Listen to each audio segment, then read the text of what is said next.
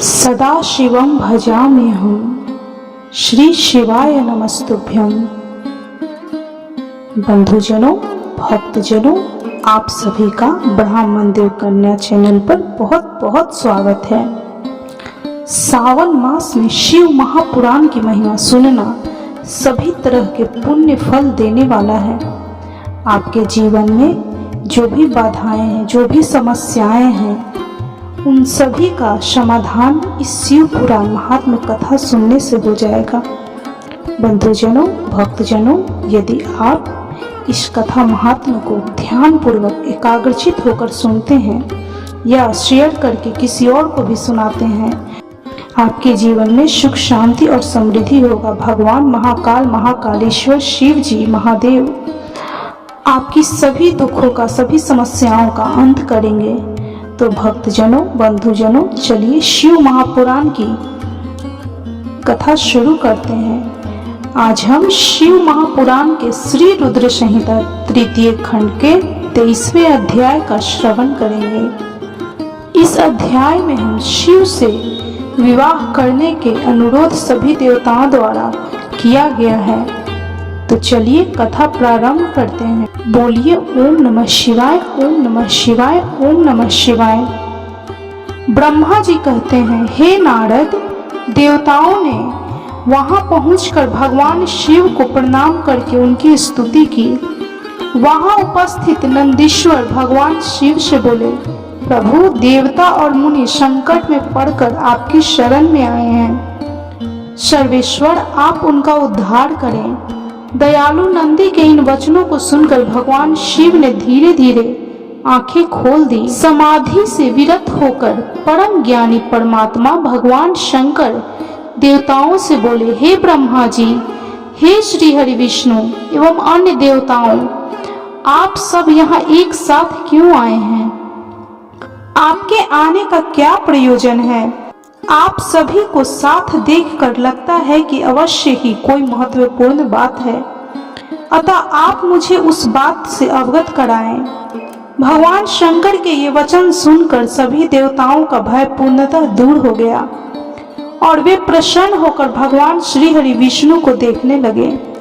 तब श्री हरि विष्णु सभी देवताओं का प्रतिनिधित्व करते हुए भगवान भोलेनाथ शिव जी से बोले, भगवान, तारकासुर नामक दानव ने हम सभी देवताओं को बहुत दुखी कर रखा है। उसने हमें अपने अपने स्थानों से भी निकाल दिया है।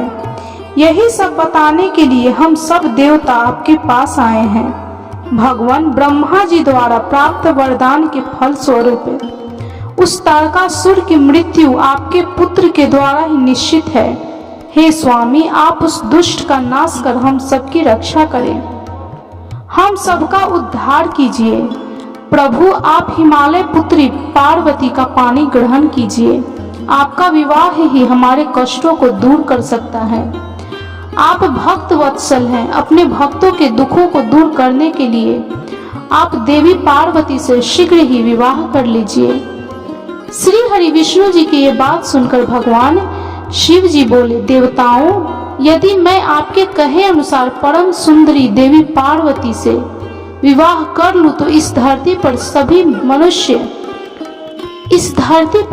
मनुष्य, देवता और ऋषि मुनि कामी हो जाएंगे। तब वे परमार्थ पद पर नहीं चल सकेंगे। देवी दुर्गा अपने विवाह से कामदेव को पुनः जीवित कर देंगी। मैंने कामदेव को भस्म करके देवताओं का हित का ही कार्य किया था। सभी देव निष्काम भाव से उत्तम तपस्या कर रहे थे ताकि विशिष्ट प्रयोजनों को पूर्ण कर सकें। कामदेव के न होने से सभी देवता निर्विकार होकर शांत भाव से समाधि में ध्यान मग्न होकर बैठ सकेंगे। काम से क्रोध होता है, क्रोध से मोह होता है और मोह के फल स्वरूप तपस्या नष्ट हो जाती है। इसलिए मैं तो आप सबसे भी यही कहता हूँ कि आप भी काम और क्रोध को त्याग कर तपस्या करें। ब्रह्मा जी बोले, हे नारद, त्रिलोकीनाथ भगवान शिव के मुख से इस प्रकार की बातें सुनकर हम सभी हतप्रभ से उन्हें देखते रहें और वे हम सब देवताओं और मुनियों को निष्काम होने का उपदेश देकर चुप हो गए और पुनः पहले की भांति सुस्थिर होकर ध्यान में लीन हो गए। भगवान शिव ब्रह्मा स्वरूप आत्मचिंतन में लग गए। श्री हरि विष्णु सहित अन्य देवताओं ने जब परमेश्वर शिव को ध्यान में मग्न देखा, तब सब देवता नंदीश्वर से कहने लगे कि हे नंदीश्वर जी, हम अब क्या करें, हमें भगवान शिव को प्रसन्न करने का कोई मार्ग सुझाइए। तब नंदीश्वर सभी देवताओं को संबोधित करते हुए बोले, आप भक्त वत्सल भगवान शिव की प्रार्थना करते रहें, वे सदैव ही अपने भक्तों के वश में रहते हैं। तब नंदीश्वर की बात सुनकर देवता पुनः भगवान शिव की स्तुति करने लगे। वे बोले, हे देवाधिदेव महादेव, हे करुणा निधान भगवान शिव शंकर, हम दोनों हाथ जोड़कर आपकी शरण में आए हैं। आप हम सबके सभी दुखों और कष्टों को दूर कीजिए और हम सबका उद्धार कीजिए। इस प्रकार देवताओं ने भगवान शिव की अनेकों बार स्तुति की। इसके बाद भी जब भगवान ने आंखें नहीं खोली तो सब देवता उनकी करुण स्वर में स्तुति करते हुए रोने लगे। तब श्री हरि विष्णु मन ही मन भगवान शिव का स्मरण करने लगे और करुण स्वर में अपना निवेदन करने लगे। देवताओं, मेरे और श्री हरि विष्णु के बार बार निवेदन करने पर भगवान शिव की तंद्रा टूटी और उन्होंने प्रसन्नता पूर्वक अपनी आंखें खोल दी। तब भगवान शिव बोले, तुम सब एक साथ यहाँ किस लिए आए हो, मुझे इससे अवगत कराओ। श्री हरि विष्णु बोले कि हे देवेश्वर, हे शिव शंकर, आप सर्वज्ञ हैं, सबके अंतर्यामी ईश्वर हैं, आप तो सब कुछ जानते हैं। भगवान, आप हमारे मन की बात भी अवश्य ही जानते होंगे, फिर भी यदि आप हमारे मुख से सुनना चाहते हैं तो सुने। तारक नामक असुर आजकल बड़ा बलशाली हो गया है, वह देवताओं को अनेकों प्रकार के कष्ट देता है। इसलिए हम सभी देवताओं ने देवी जगदम्बा से प्रार्थना कर उन्हें गिरिराज हिमालय की पुत्री पार्वती के रूप में अवतार ग्रहण कराया है। इसलिए ही हम बार बार आपकी प्रार्थना कर रहे हैं कि आप देवी पार्वती को पत्नी रूप में प्राप्त करें। ब्रह्मा जी के वरदान के अनुसार भगवान शिव और देवी पार्वती का पुत्र ही तारकासुर का वध कर हमें उसके आतंक से मुक्त करा सकता है।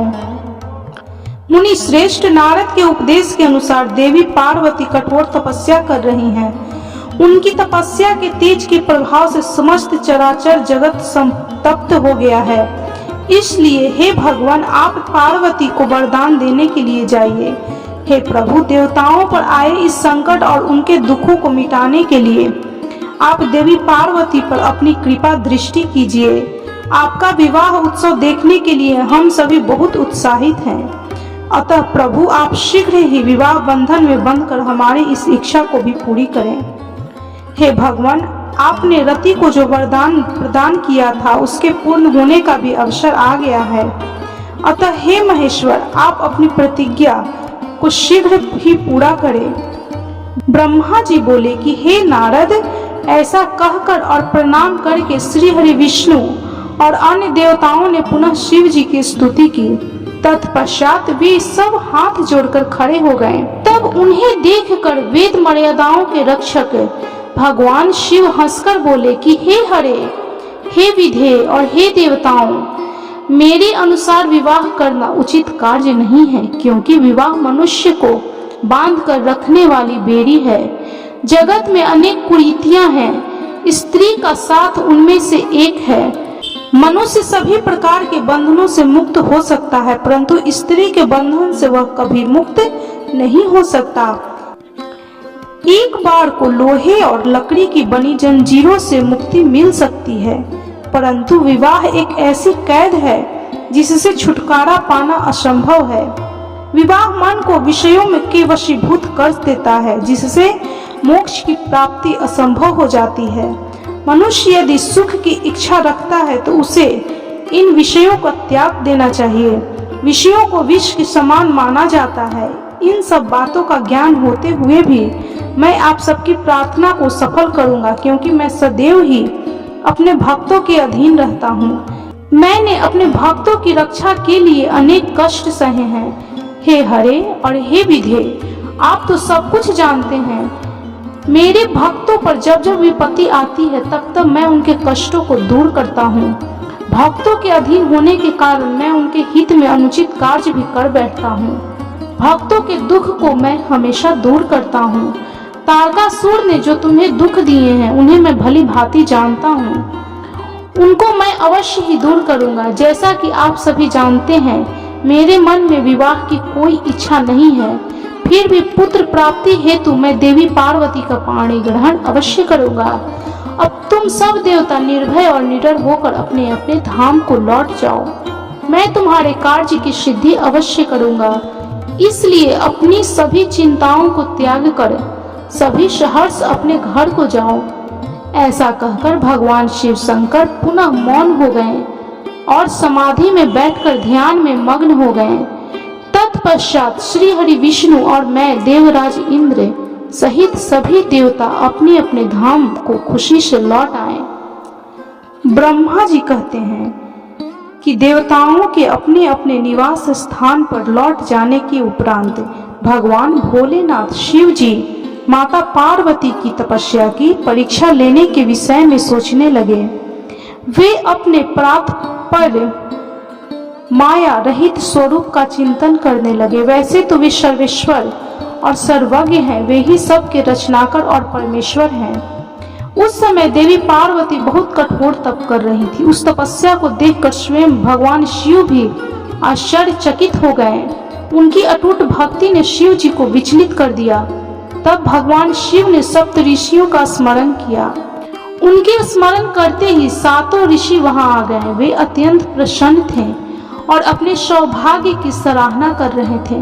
उन्हें देखकर शिव जी हंसते हुए बोले, आप सभी परम हितकारी व सभी वस्तुओं का ज्ञान रखने वाले हैं। गिरिराज हिमालय की पुत्री पार्वती इस समय सुस्थिर होकर शुद्ध हृदय से गौरी शिखर पर्वत पर घोर तपस्या कर रही है। उनकी इस तपस्या का एकमात्र उद्देश्य मुझे पति के रूप में प्राप्त करना है। उन्होंने अपनी सभी कामनाओं को त्याग दिया है। मुनिवर, आप सब मेरी इच्छा से देवी पार्वती के पास जाएं और उनकी दृढ़ता से परीक्षा लें। भगवान शिव की आज्ञा पाकर सातों ऋषि देवी पार्वती के तपस्या वाले स्थान पर चले गए। वहां देवी पार्वती तपस्या में लीन थी। उनका मुख तप पुंज से प्रकाशित था। उन उत्तम व्रतधारी सप्त ऋषियों ने हाथ जोड़कर मन ही मन देवी पार्वती को प्रणाम किया। तत्पश्चात ऋषि बोले कि हे देवी, हे गिरिराज नंदिनी, हम आपसे यह जानना चाहते हैं कि आप किस लिए यह तपस्या कर रही हैं। आप इस तप के द्वारा किस देवता को प्रसन्न करना चाहती हैं और आपको किस फल की इच्छा है। उन सप्त ऋषियों के इस प्रकार पूछने पर गिरिराज कुमारी देवी पार्वती बोली कि हे मुनीश्वरों, आप लोगों को मेरी बातें अवश्य ही असंभव लगेगी। साथ ही मुझे भी इस बात की भी आशंका है कि आप लोग मेरा परिहास उड़ाएंगे, परंतु फिर भी जब आपने मुझसे कुछ पूछा है तो मैं आपको इसका उत्तर अवश्य दूंगी। मेरा मन एक बहुत उत्तम कार्य के लिए तपस्या कर रहा है। वैसे तो यह कार्य होना बहुत मुश्किल है, तथापि मैं इसकी सिद्धि हेतु पूरे मनोयोग से कार्य कर रही हूँ। देवऋषि नारद द्वारा दिए गए उपदेश के अनुसार मैं भगवान शिव को पति रूप में प्राप्त करने के लिए उनकी तपस्या कर रही हूँ। मेरा मन सर्वथा उन्हीं के ध्यान में मग्न रहता है तथा मैं उन्हीं के चरणा रविंदों का चिंतन करती रहती हूँ। देवी पार्वती का यह वचन सुनकर सप्त ऋषि हंसने लगे और पार्वती को तपस्या मार्ग से निवृत्त करने के उद्देश्य से मिथ्या वचन बोलने लगे। उन्होंने कहा कि हे हिमालय पुत्री पार्वती, देव ऋषि नारद तो व्यर्थ ही अपने को महान पंडित मानते हैं। उनके मन में क्रूरता भरी रहती है। आप तो बहुत समझदार दिखाई देती हैं। क्या आप उनको समझ नहीं पाई? नारद सदैव छल कपट की बातें करते हैं। वे दूसरों को मोह माया में डालते रहते हैं। उनकी बातें मानने से सिर्फ हानि ही होती है। प्रजापति दक्ष के पुत्रों को उन्होंने ऐसा उपदेश दिया कि वे हमेशा के लिए अपना घर छोड़कर चले गए। दक्ष के ही अन्य पुत्रों को भी उन्होंने बेघर कर दिया और वे भिखारी बन गए। विद्याधर चित्रकेतु का नारद ने घर उजाड़ दिया। प्रहलाद को भक्ति मार्ग पर चलवाकर और उन्हें अपना शिष्य बनाकर उन्होंने हिरण्यकश्यपु से प्रहलाद पर बहुत से अत्याचार करवाए। मुनि नारद सदैव लोगों को अपनी मीठी मीठी वाणी द्वारा मोहित करते हैं, फिर अपनी इच्छा अनुसार सबसे कार्य करवाते हैं। वे केवल शरीर से ही शुद्ध दिखाई देते हैं, जबकि उनका मन मलिन और क्लेश युक्त रहता है। वे सदैव हमारे साथ रहते हैं, इसलिए हम उन्हें भली भांति जानते और पहचानते हैं। हे देवी, आप तो अत्यंत विद्वान और परम ज्ञानी जान पड़ती हैं। भला आप कैसे नारद मुनि द्वारा मूर्ख बन गई? देवी, आप जिनके लिए इतनी कठोर तपस्या कर रही हैं, वे भगवान शिव तो बहुत उदासीन और निर्विकार हैं। वे सदैव काम के शत्रु हैं। हे पार्वती, आप थोड़ा विचार करके देखो कि आप किस प्रकार का पति चाहती हैं। आप मुनि नारद के बहकावे में न आए। भगवान शिव तो महान निर्लज, अमंगल रूप, काम के परम शत्रु, निर्विकारी, उदासीन, कुल से हीन, भूतों व प्रेतों के साथ रहने वाले हैं। भला इस प्रकार का पति पाकर आपको किस प्रकार का सुख मिल सकता है? नारद मुनि ने अपनी माया से तुम्हारे ज्ञान और विवेक को पूर्णतः नष्ट कर दिया है और तुम्हें अपनी छल कपट प्रपंच वाली बातों से छला है। देवी, कृपया आप यह सोचें कि इन्हीं शिव शंकर के परम गुणवती सुंदर दक्ष पुत्री सती के साथ विवाह किया था, उस बेचारी को भी उनके साथ अत्यंत दुख उठाने पड़े। भगवान शिव सती को त्याग कर पुनः अपने ध्यान में निर्मग्न हो गए। वे सदा अकेले और शांत रहने वाले हैं। वे किसी स्त्री के साथ निर्वाह नहीं कर सकते। तभी तो देवी सती ने इसी दुख के कारण अपने पिता के घर जाकर अपने शरीर को योग अग्नि में जलाकर भस्म कर दिया था। हे देवी, इन सब बातों को यदि आप शांत मन से ध्यान लगाकर सोचे तो पुण्यता सही पाएंगी। इसलिए हम आपसे यह प्रार्थना करते हैं कि आप यह तपस्या कर शिव जी को प्रसन्न करने का हठ छोड़ दें और वापिस अपने माता पिता के घर चली जाएं। जहां तक आपके विवाह का प्रश्न है तो हम आपका विवाह योग्य वर से अवश्य करा देंगे। इस समय आपके लिए त्रिलोकी में सबसे योग्य पुरुष वैकुंठ के स्वामी लक्ष्मीपति श्री हरि विष्णु हैं। वे तुम्हारे अनुरूप ही सुंदर एवं मंगलकारी हैं। उन्हें पति के रूप में प्राप्त करके आप सुखी हो जाएंगी। अतः देवी, आप भगवान शिव को पति रूप में प्राप्त करने के इस हठ को त्याग दें। सप्त ऋषियों की ऐसी बातें सुनकर साक्षात जगदम्बा का अवतार देवी पार्वती हंसने लगी और उन परम ज्ञानी सप्त ऋषियों से बोली कि हे मुनीश्वर, आप अपनी समझ के अनुसार सही कह रहे हैं, परंतु मैं अपने दृढ़ विश्वास को त्याग नहीं सकती। मैं गिरिराज हिमालय की पुत्री हूँ। पर्वत पुत्री होने के कारण मैं स्वाभाविक रूप से कठोर हूँ। मैं तपस्या से घबरा नहीं सकती। इसलिए हे मुनिगणों, आप मुझे रोकने की चेष्टा न करें। मैं जानती हूँ कि देव ऋषि नारद ने जो मुझे उपदेश दिए हैं और शिव जी की प्राप्ति का जो साधन मुझे बताया है वह असत्य नहीं है। मैं उसका पालन अवश्य करूंगी। यह तो सर्वविदित है कि गुरुजनों का वचन सदैव हित के लिए ही होता है। इसलिए मैं अपने गुरु नारद जी के वचनों को सर्वथा पालन करूंगी।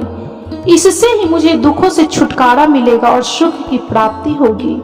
जो गुरु के वचनों को मिथ्या जानकर उन पर नहीं चलते, उन्हें इस लोक और परलोक में दुख ही मिलता है। इसलिए गुरु के वचनों को पत्थर की लकीर मानकर उनका पालन अवश्य करना चाहिए।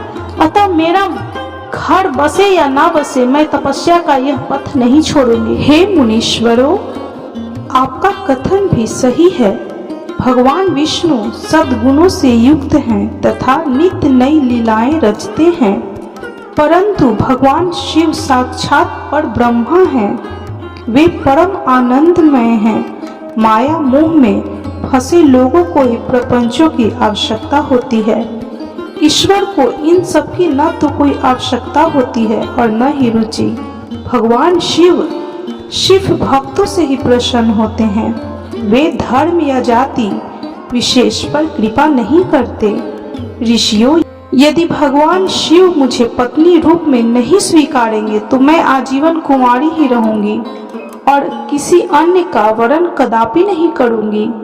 यदि सूर्य पूर्व की जगह पश्चिम से निकलने लगे, पर्वत अपना स्थान छोड़ दे और अग्नि शीतलता अपना ले, चट्टानों पर फूल खिलने लगे, तो भी मैं अपना हठ नहीं छोड़ूंगी।